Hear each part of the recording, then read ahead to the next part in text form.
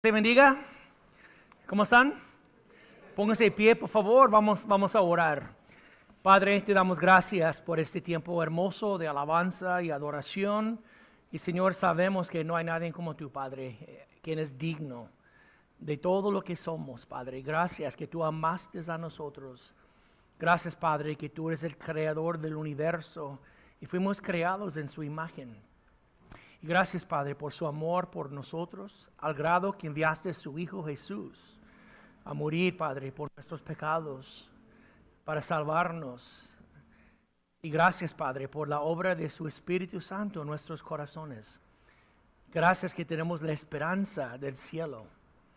Gracias, Padre, por su fidelidad. Aunque cuando no somos fieles, tú permaneces fiel. Sigues obrando en nuestras vidas, Padre. Gracias por su gracia y su misericordia, su amor. Sigue moldeándonos más y más a su imagen. Y gracias por su iglesia, donde podemos congregarnos para estudiar su santa palabra. Estamos agradecidos, Padre. Te pido bendiciones sobre cada persona que llegó a su casa hoy, Padre. Sea con nosotros. Y te damos gracias en el nombre de Cristo Jesús. ¿Y todos dijeron? Amén, hermano. Toma su asiento, por favor. Abra sus Biblias en Romanos capítulo 1. Vamos a dar seguimiento, va a ser un sermón más corto el día de hoy, pero vamos a seguir adelante en el libro de Romanos. Y muchos han considerado este libro de Romanos, esta carta, porque mayormente era una carta, no tanto un libro, era una carta que el apóstol Pablo mandó a la iglesia que está en Roma. Y muchos creen que esta carta es una de las cartas más grandes que han sido escritas en la historia de la raza humana.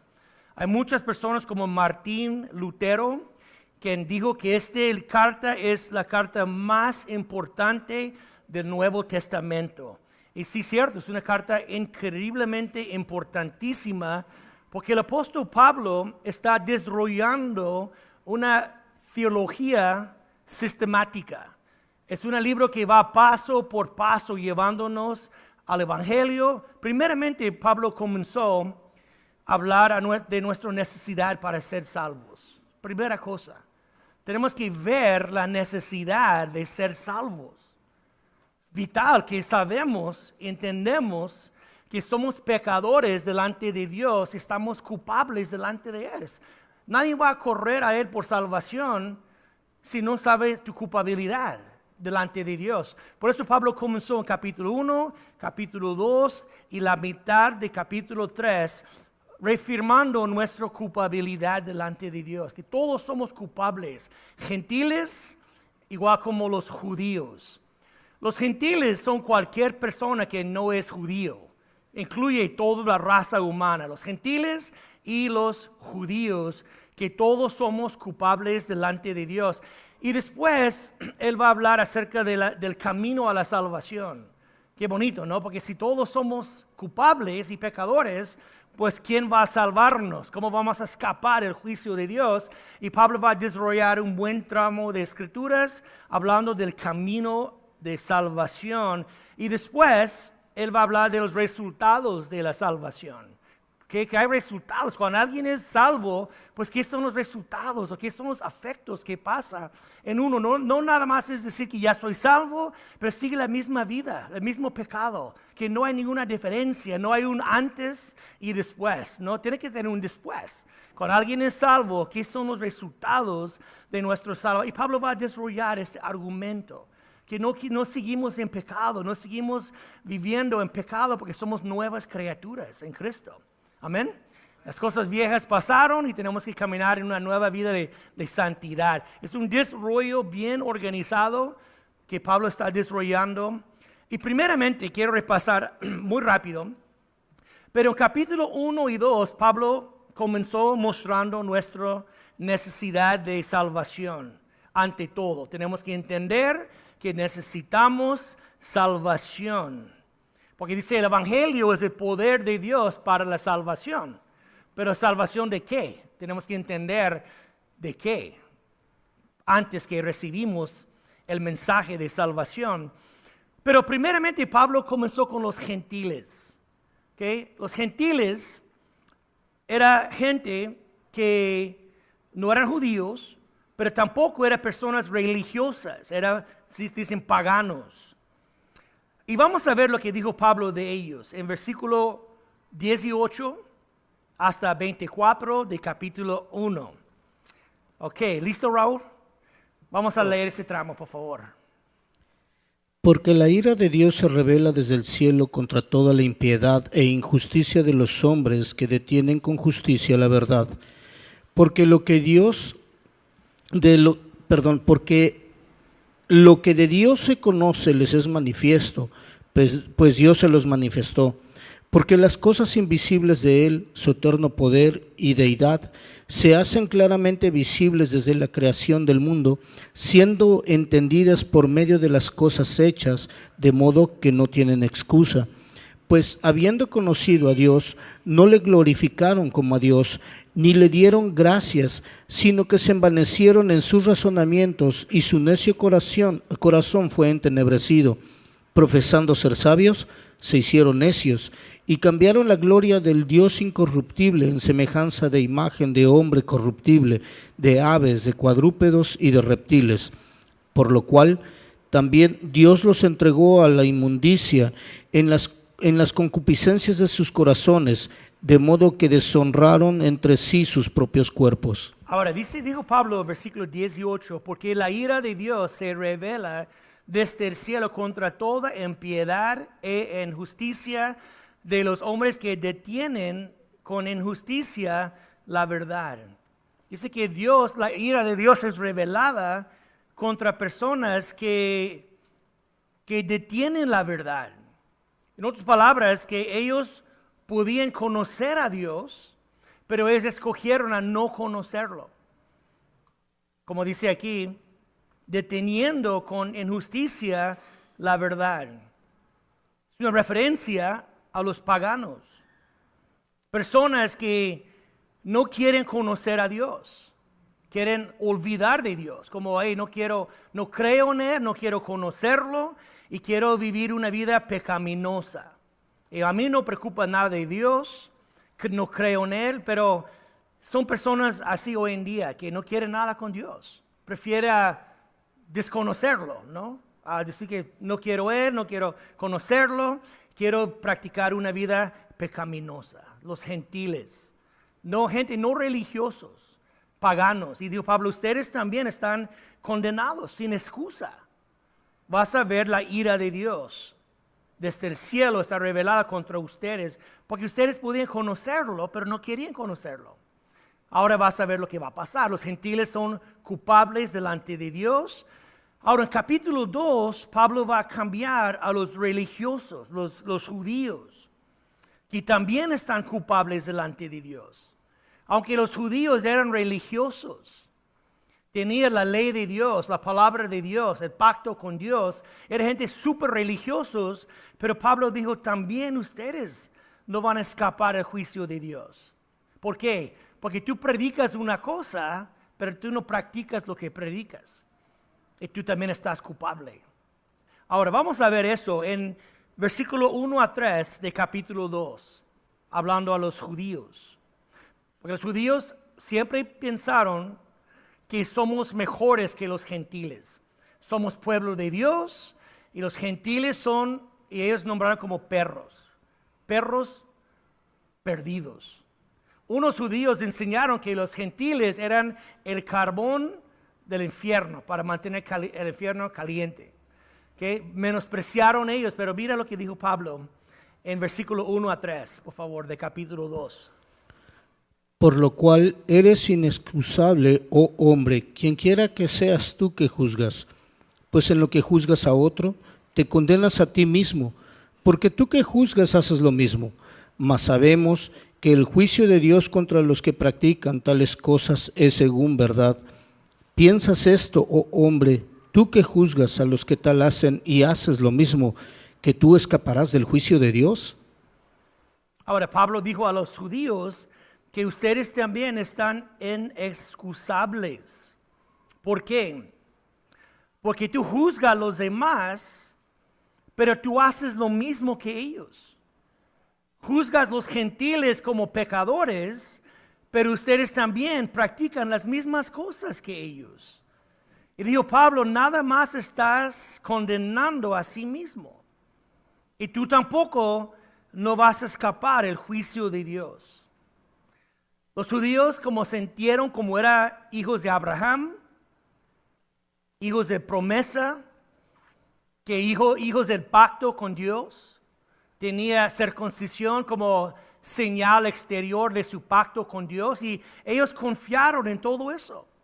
No somos pueblo de Dios, somos hijos de la promesa y confiaron en eso, en su propia justicia. Y hay gente así hoy en día, hay gente que son muy religiosos hoy en día, que ellos confían en su propia justicia y menospreciaron a los demás, miran por bajo los demás, piensan que son superiores porque van a la iglesia, van a la misa, son personas religiosas y menosprecian los demás. Y hay gente así hoy en día. Y Pablo quería condenar los gentiles y Pablo quería condenar también los judíos. El punto de Pablo es mostrar que todos somos condenados. Pero no olvides que va sistemáticamente. Primeramente tiene que mostrar la culpabilidad del ser humano. Antes que él pudiera compartir las buenas nuevas, tiene que mostrar los gentiles que no querían nada con Dios, no van a escapar su juicio. Y los judíos que son religiosos, tampoco van a escapar el juicio de Dios. Nadie va a escapar. Ahora, en capítulo 3, Pablo, con esta enseñanza, pues fue una, como decir, los judíos quedaron como sacados de onda, ¿cómo decimos que somos condenados nosotros? Estás poniéndolos al mismo nivel que los gentiles. Y Pablo está anticipando preguntas que los judíos van a preguntar acerca a luz de su enseñanza. Y en capítulo 3, en versículo 1 a 20, vamos a ver 6 preguntas que Pablo anticipó que los judíos van a preguntar a luz de lo que él estaba enseñando. Si gusta tomar notas, tómalos, vamos a ver uno por uno, en versículo 1 a 20. 6 preguntas que Pablo anticipó. No es que ellos preguntaron, Pablo sabía lo que van a preguntar. Y por eso quiere dar la respuesta antemano. Porque los judíos no van a tomar eso ligeramente. Esa enseñanza de capítulo 1 y capítulo 2 no van a decir, oh, qué bueno, Pablo. No, van a decir, no, eso no es cierto. No puede ser. Y van a tener preguntas. Ahora, vamos a ver, aquí dice, Pablo responde 6 preguntas que los judíos podrían tener. En versículo 1 a 20.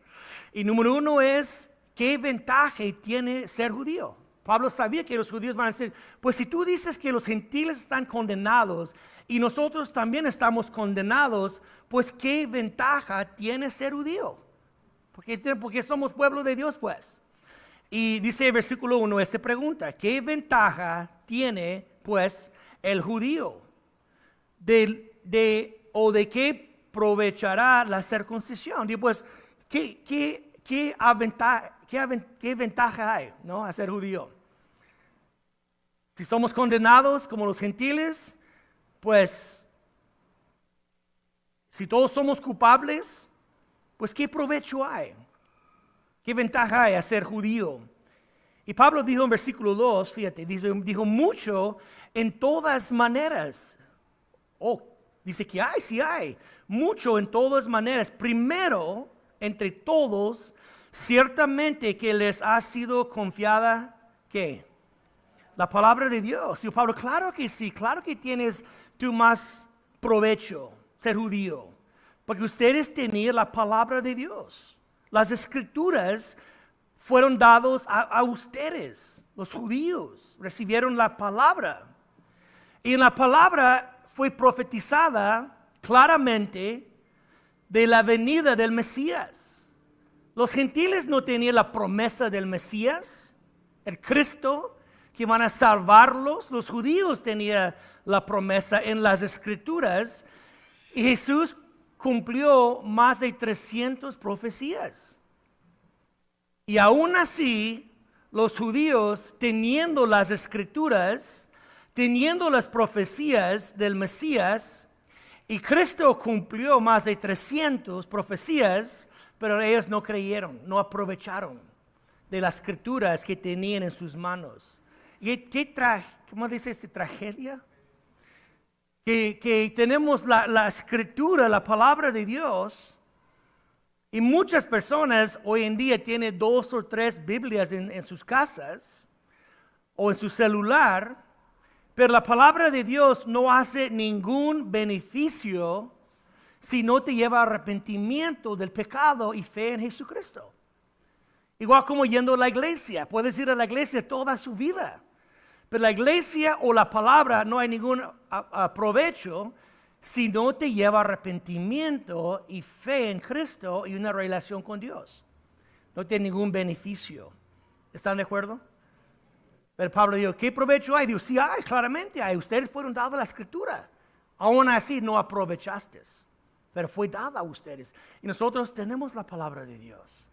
¿Qué excusa hay hoy en día para la persona que no llega a arrepentimiento y fe en Jesús cuando tiene la escritura en las manos, en tus casas, en tu teléfono? Y aún así no has arrepentido, no has recibido a Cristo, no has llegado a Jesús. ¿Qué vas a decir en el día de juicio cuando tú ya tenías la escritura? O fuiste a la iglesia, escuchaste la palabra semana tras semana, pero nunca llegaste a arrepentimiento y fe en Jesús para ser salvo. Y yo estoy convencido que hay muchas personas que van a la iglesia, pero nunca han llegado a Cristo. Nunca han llegado a arrepentimiento y fe verdadero. Qué lástima, a tener la palabra en las manos, pero no llegamos a Cristo. Es lo que pasó con ellos. Y Pablo sí tiene mucho provecho. Ahora, segunda pregunta que Pablo anticipó era en versículo 3 y 4. ¿Qué pasa si algunos no creen? Pablo, pues van a preguntar eso, ¿no? ¿Qué pasa si algunos no creen? Versículo 3 y 4, o 3, dice así. Pues que si algunos de ellos han sido incrédulos, su incredulidad habrá hecho nula la fidelidad de Dios.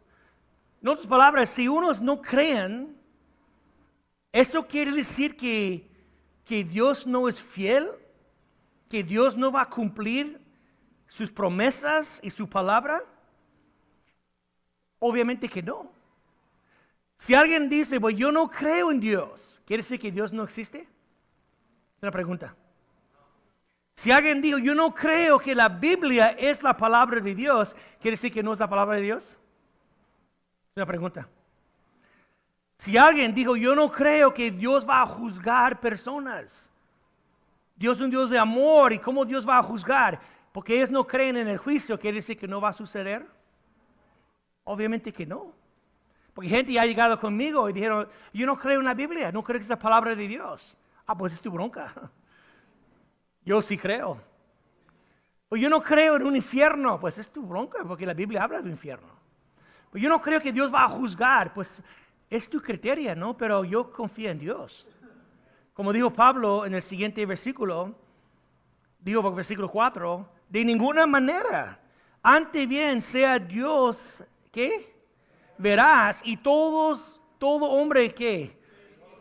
Como está escrito, para que seas justificado en tus palabras. Tenga cuidado como tú hablas y vengas y venza cuando fueres juzgado. Dice, ten cuidado como tú hablas. No debes de hablar y decir que Dios es un Dios injusto.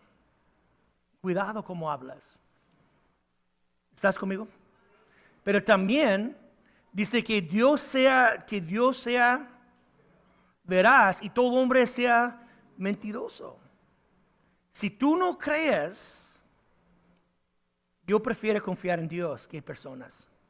Amén. Cuando dijeron a Martín Lutero, una vez dijeron, Martín Lutero, ¿no sabes tú que todo el mundo está en contra de ti? ¿Y sabes lo que dijo él? Pues yo también estoy en contra de todo el mundo. Porque deja a Dios ser veraz y todo hombre sea mentiroso. Yo creo en las escrituras. Amén, hermanos. Yo creo en la palabra. Y digo, ¿qué pasa si unos no crean? ¿Te anula la fidelidad? No, si tú no crees es tu bronca, pero Dios es fiel. Y Dios va a cumplir todas sus promesas. Y Dios va a juzgar al mundo en justicia, aunque tú no creas. Va a pasar. Y alguien me dijo recién, yo no creo que Dios va a juzgarme por mi pecado. Pues si no hay arrepentimiento y no llegas a Jesús, sí va a juzgarte, aunque crees o no. Eso no anula la fidelidad de Dios. Dios cumple sus palabras. Ahora, la segunda pregunta es, número 3, ¿es Dios injusto? Es otra pregunta, ¿es Dios injusto? Porque el versículo 5 dice así, y si nuestra injusticia hace resaltar la justicia de Dios, ¿qué diremos? ¿Será injusto Dios que da castigo? Dijo Pablo, hablo como hombre, es necio a decir eso. En ninguna manera, de otra manera, ¿cómo juzgaría Dios al mundo? ¿Cuál es el argumento? Si mi injusticia muestra la santidad de Dios en contraste, si mi injusticia muestra la santidad de Dios, pues ¿por qué Dios va a juzgarme, pues? ¿Por qué? Quiere decir que Dios va a ser injusto para juzgarme, porque como soy tan injusto, eso muestra la santidad de Dios. En otras palabras, estoy haciendo un favor de Dios. Dios debe darme una recompensa. Porque mi mala vida muestra la santidad de Dios, pues Dios no debe de juzgarme. Sea injusto para juzgarme. Y Pablo, de ninguna manera. De otra manera, ¿cómo juzgaría Dios al mundo?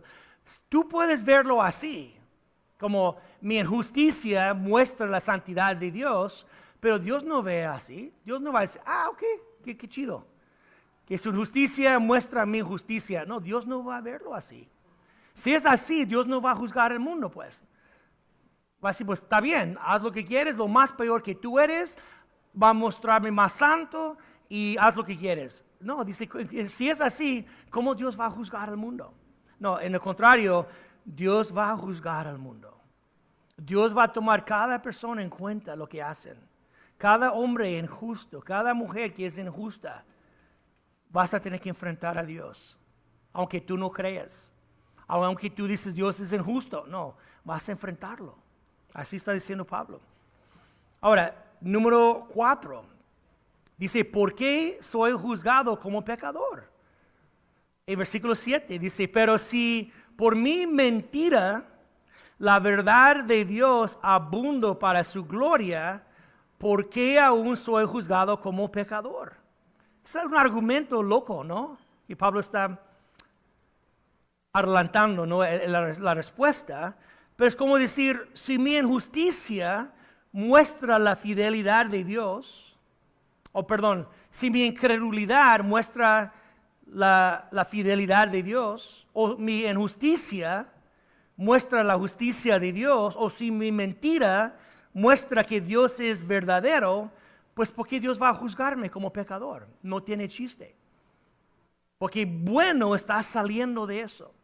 De mi injusticia, de mi infidelidad, de mi mentira. Si algo bueno está saliendo de eso, ¿por qué Dios va a juzgarme?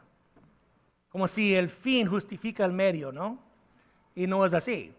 Eso va muy bien con el siguiente argumento, versículo número 5. ¿Por qué no hacemos el mal para que venga el bien? Es un otro argumento. Y dice versículo 8. ¿Y por qué no decir como se nos calumnia y como algunos cuyos condenación es justa, afirma que nosotros decimos, hagamos males, ¿para qué? Para que venga bienes. En otra vez, si algo bueno va a salir de mi incredulidad, o si algo bueno va a salir de mi injusticia, o si algo bien va a salir de mi mentira, pues ¿por qué no seguimos haciendo mal? ¿Por qué no seguimos viviendo una vida de maldad? Porque bueno va a salir. No importa lo que hacemos, en otras palabras. Si algo bueno va a salir, pues puedo mentir, puedo ser deshonesto, puedo hacer malas cosas. Si algo bueno va a salir. Puedo mentir, pero si es algo positivo, puedo mentir por mi hermano. Pero si algo bueno va a salir por mi hermano, pues el fin justifica ¿el qué? Los medios. Hay unos que creen así, puedo mentir, puedo ser deshonesto, puedo hacer cosas chuecas. Si algo bueno va a salir, puedo hacer cosas chuecas. Y no es así. Pero hay personas que creen que Pablo hasta enseñaba eso. Creían eso. Porque Pablo enseñaba la gracia de Dios. Y muchas personas malinterpretaron su enseñanza. Y dijeron, pues si somos salvos por gracia y no por lo que hacemos, ¿por qué no seguimos viviendo en pecado? Y ellos malinterpretaron la doctrina de la gracia de Dios. Y en un lugar, Pablo dijo, donde el pecado abunde, ¿qué dijo? ¿La gracia qué? Sobreabunde. Y unos malinterpretaron eso y dijeron, pues ¿por qué no seguimos viviendo en pecado para que la gracia abunde? Y dijo Pablo, su condenación es justa. Los que piensan así. Los que piensan que la gracia de Dios es una licencia para seguir viviendo en pecado, están malinterpretando la gracia de Dios. ¿Están de acuerdo? La gracia de Dios no es una licencia para seguir pecando. Mira, vamos en Tito capítulo 2, por favor. Tito capítulo 2.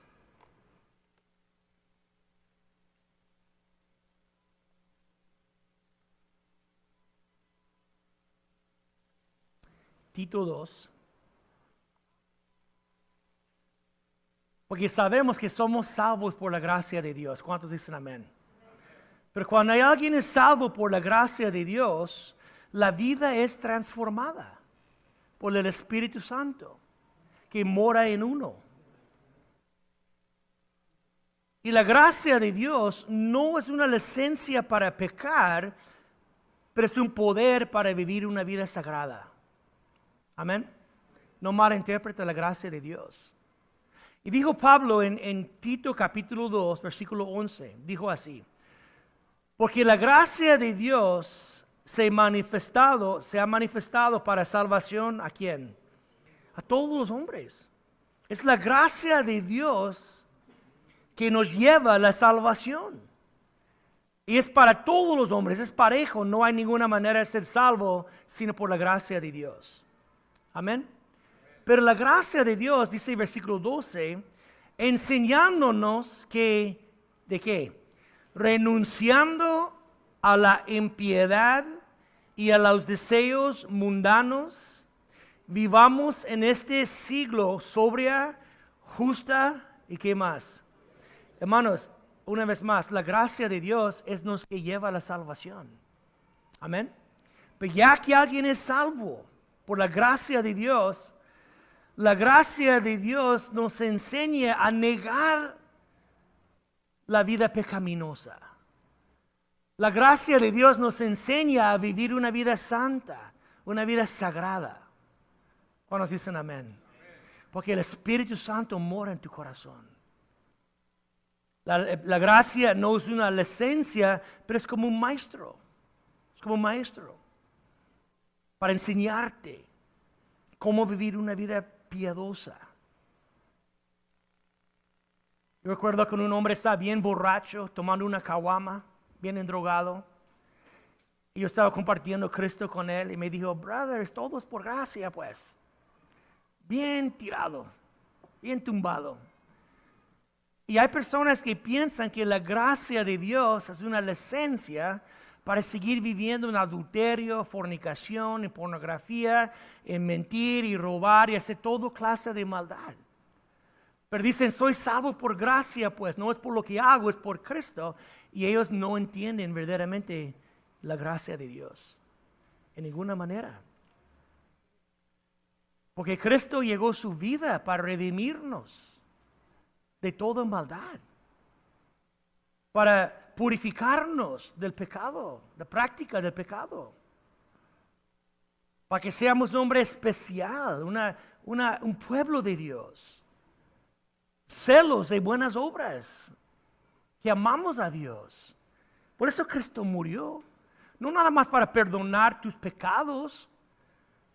Él te salvó también de la vida pecaminosa.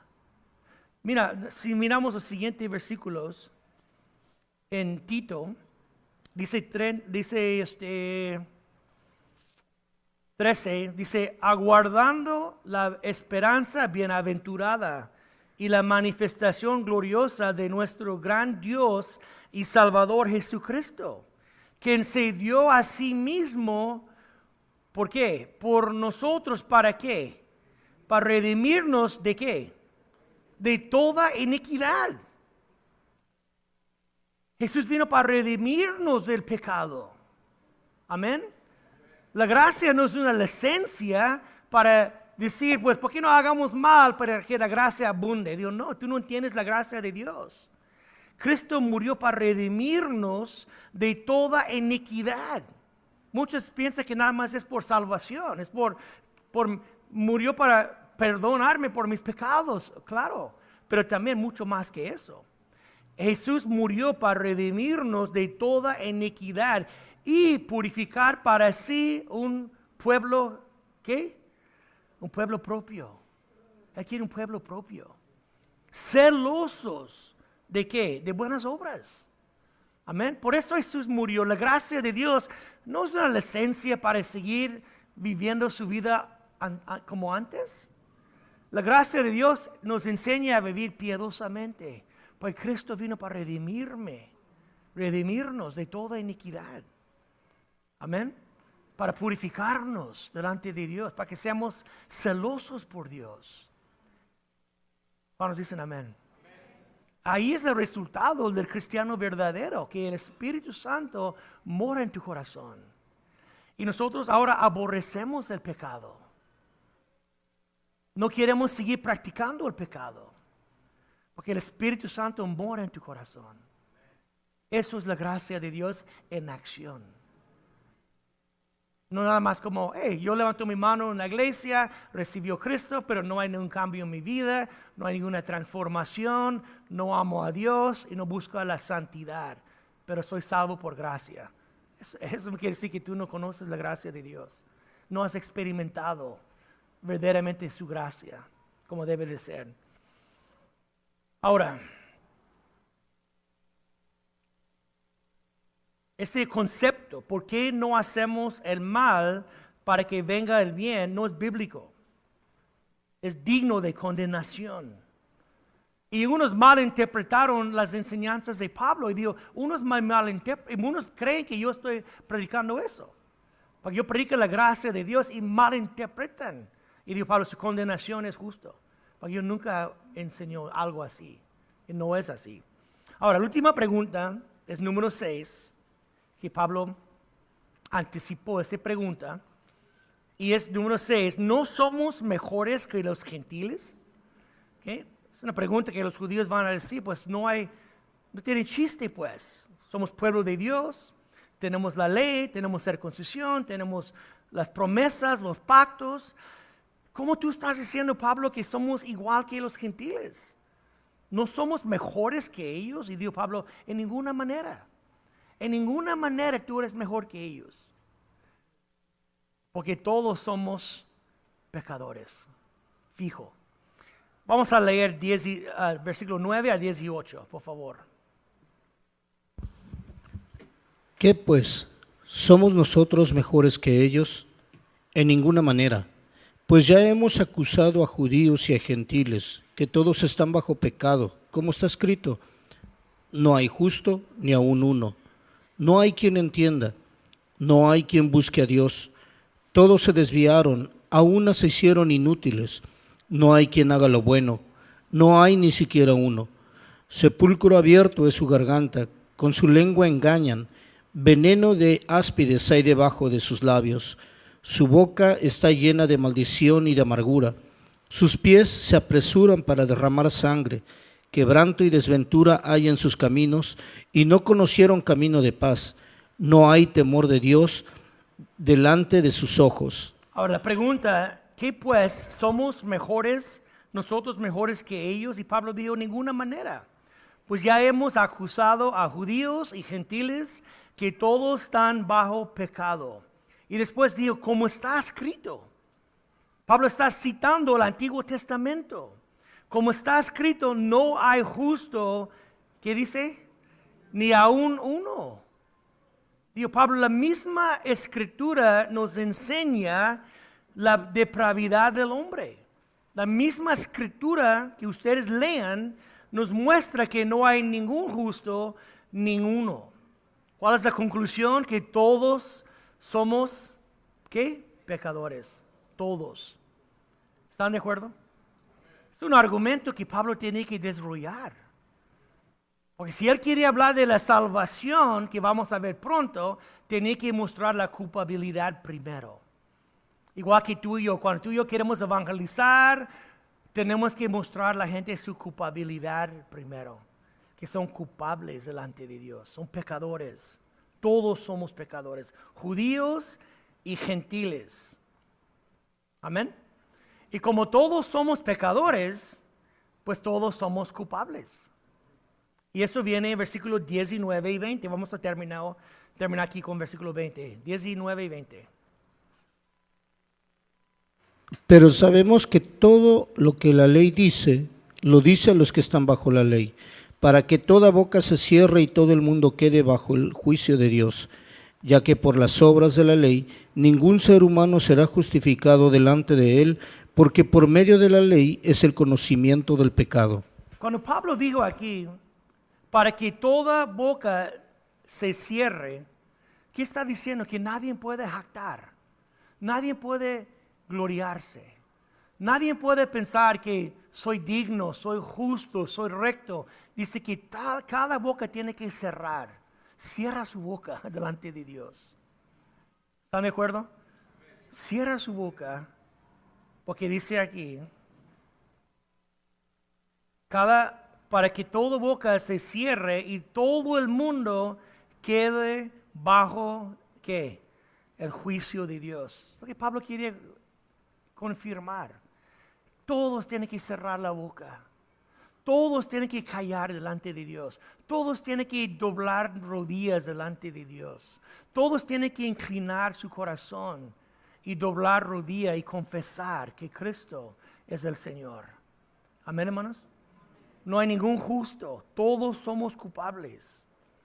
Tenemos que reconocer eso, que soy pecador, soy culpable y merezco el juicio de Dios. Es el primer paso para la salvación. Imagina cuántas personas están tratando su propia fuerza a ganar la salvación. Imagina la vanidad de eso. Los judíos religiosos, como Pablo era fariseo. Pablo era judío religioso. Pablo atacaba y perseguía a la iglesia, tratando de alcanzar en su propia justicia la justicia de Dios, su propia justicia. Imagina gente tratando así. Cuando la verdad es que todos cierran su boca, inclinar tu cabeza y doblar sus rodillas delante de Dios. Y reconocer que tú mereces el juicio. Ese es el argumento que Pablo quiere desarrollar en capítulo 1 hasta capítulo 3, versículo 20. No quiero dejarte condenados, pero están condenados. La siguiente semana vamos a comenzar en versículo 21, cuando Pablo va a comenzar a hablar de la justicia de Dios. Cómo Dios justifica al pecador. Pero antes que podía hacer eso, tenía que mostrar su condenación. ¿De acuerdo? Pero la siguiente semana vamos a ver el camino de la salvación. ¿Y sabe qué? Tiene que ver con Cristo. Todo tiene que ver con Jesús. Amén. Tienes que confiar en Jesucristo. Tenemos que confiar en Él. 100% en Cristo. Nunca confía en su propia justicia. Nunca. Nunca confía en su asistencia en la iglesia, o cuánto tú lees la Biblia, o cuánto tú oras, o cuánto dinero tú das en la ofrenda. No confías en nada de eso. Confía plenamente en Cristo crucificado. Eso es la salvación que Dios nos mandó. Cristo crucificado. ¿Sabe lo que va a pasar? Tu corazón va a enamorar más con Dios. Lo más que tú entiendes y cierra su boca y fija tus ojos en la cruz de Calvario, lo más que tú vas a amar a Dios. Y vas a dar gracias a Dios por su salvación. Y vas a decir, Señor, soy pecador y no merezco nada de ti, pero tú me salvaste con su sangre preciosa. Y ahora quiero conocerte, quiero servirte, quiero amarte. Amén, hermanos. Y ojalá que tú y yo podamos enamorarnos más de Dios cada día. Padre, gracias por su palabra, gracias por... Es una verdad que tenemos que entenderlo, tenemos que reconocerlo. Es un paso muy importante a la salvación, es reconocer nuestra culpabilidad delante de Dios y que todos somos pecadores y que no hay ninguno justo. Es el primer paso para la salvación, es reconocer nuestra gran necesidad. Pero gracias, Señor, que tú no nos dejaste ahí. Hay una segunda parte y es las buenas nuevas. Es el poder. Tú dijiste que tu evangelio es el poder de Dios para la salvación a todos los que creen. Y Señor, gracias por el evangelio de Jesús. Somos salvos, perdonados, justificados, redimidos. Y gracias, Padre, por la obra de su Espíritu en nosotros. Tú entregaste su vida a Jesús para redimirnos de toda iniquidad. Y ahora somos pueblo tuyo, celosos para ti, celosos para buenas obras. Y Señor, danos un corazón arrepentido. Si hay creyentes aquí practicando pecado, danos un corazón arrepentido. Y podemos decir, Señor, yo amo a ti más que yo amo al pecado. Enséñame de tu gracia. Enséñame a caminar en santidad. Y tu gracias, Padre, por nuestro Señor Jesucristo. Te damos gracias en el nombre de Cristo Jesús. Amén.